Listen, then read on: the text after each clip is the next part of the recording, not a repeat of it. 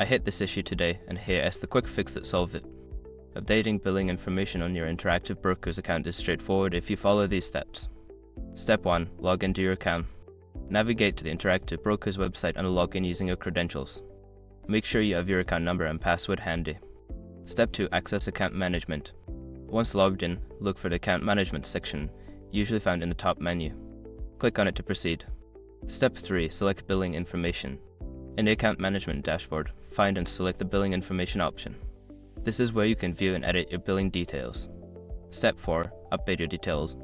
Before filing a refund or dispute, use the sroc.com link in the description to open the refund dispute deadline calculator and confirm your deadline.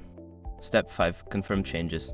After updating your information, make sure to save the changes and log out. You should receive a confirmation email shortly after. Updating your billing information doesn't have to be complicated. Just follow these steps and you'll be all set. If you have any questions, feel free to reach out.